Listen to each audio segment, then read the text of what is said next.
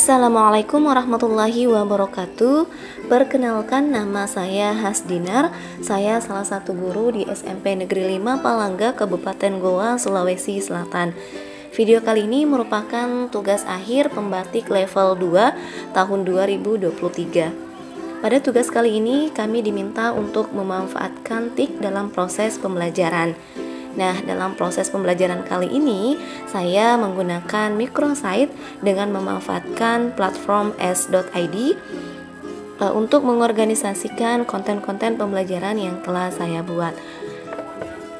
Jadi tampilannya seperti ini. Isinya mulai dari presensi, kemudian asesmen diagnostik, buku siswa, video pembelajaran, slide materi, LKPD, game 1, game 2, dan yang terakhir ada asesmen refleksi. Nah, untuk presensi ini saya buat dengan memanfaatkan Google Form. Kemudian asesmen diagnostik saya buat dengan memanfaatkan Padlet. Buku siswa saya download, kemudian saya save di Google Drive. Kemudian video pembelajaran saya ambil salah satu video di YouTube. Kemudian slide materi saya buat dengan memanfaatkan PowerPoint. Kemudian LKPD saya buat menggunakan Canva. Kemudian game 1, game 2 saya buat dengan memanfaatkan platform Wordwall. Dan yang terakhir ada asesmen refleksi. Asesmen refleksi ini saya menggunakan Mentimeter. Nah, kegiatan pertama peserta didik setelah berdoa adalah mengisi presensi di link presensi tentunya. Kemudian guru menjelaskan kegiatan pembelajaran yang akan dilakukan pada hari ini, mulai dari tujuan hingga proses asesmen yang akan dilakukan pada proses pembelajaran kali ini. Nah, selanjutnya guru mengarahkan peserta didik untuk mengisi asesmen diagnostik pada link asesmen diagnostik. Nah, untuk kali ini asesmen diagnostiknya hanya fokus pada kesiapan belajar peserta didik atau pengetahuan awal peserta didik, karena pada pertemuan sebelumnya asesmen untuk mengetahui profil belajar peserta didik telah kami lakukan menggunakan Mentimeter. Setelah menjawab pertanyaan pada asesmen diagnostik, peserta didik akan diarahkan untuk mencari atau menggali informasi sebanyak-banyaknya tentang materi yang akan dipelajari pada hari ini. Nah, peserta didik dapat memperoleh atau mencari informasi itu dalam berbagai sumber.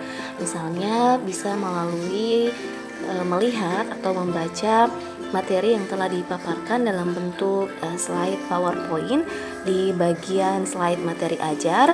Kemudian peserta didik juga dapat memperoleh informasi dengan menonton video pembelajaran yang kami ambil dari salah satu video pembelajaran yang ada di YouTube. Ataupun peserta didik dapat melihat atau membaca materi yang terkait dengan materi pelajaran pada hari ini melalui buku siswa yang telah disiapkan. Kemudian setelah itu peserta didik akan dikelompokkan dan mereka akan berbagi atau sharing terkait informasi yang telah mereka dapatkan dari berbagai sumber tadi. Kemudian setelah itu peserta didik nantinya akan menarik kesimpulan tentang materi hari ini dan diarahkan untuk menjawab atau menyelesaikan LKPD yang ada. Nah, LKPD ini dikerjakan tergantung dari minatnya peserta didik. Boleh dikerjakan secara online atau bisa juga dikerjakan secara offline menggunakan buku peserta didik masing-masing. Nah, setelah itu peserta didik akan mempresentasikan hasil pekerjaan mereka di depan kelas.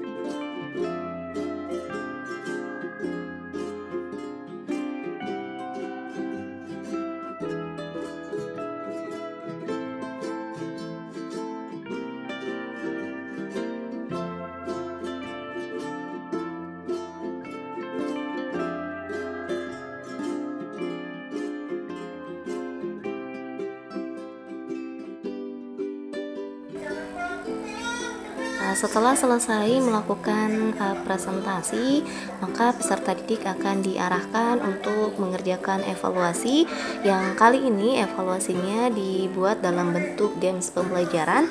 Gamesnya dibagi menjadi dua, ada games pembelajaran 1 dan ada games 2. Game 1 berisi struktur bunga atau mencocokkan bagian-bagian bunga dengan nama bagiannya. Kemudian games kedua itu mereka akan mencocokkan antara bagian bunga dengan fungsinya masing-masing. Nah, setelah itu peserta didik akan diarahkan untuk mengisi asesmen refleksi untuk mengetahui bagaimana perasaan peserta didik setelah mengikuti pembelajaran pada hari ini. Dan setelah itu guru akan menutup pembelajaran dan pembelajaran hari ini berakhir. Terima kasih, semoga bermanfaat. Assalamualaikum warahmatullahi wabarakatuh.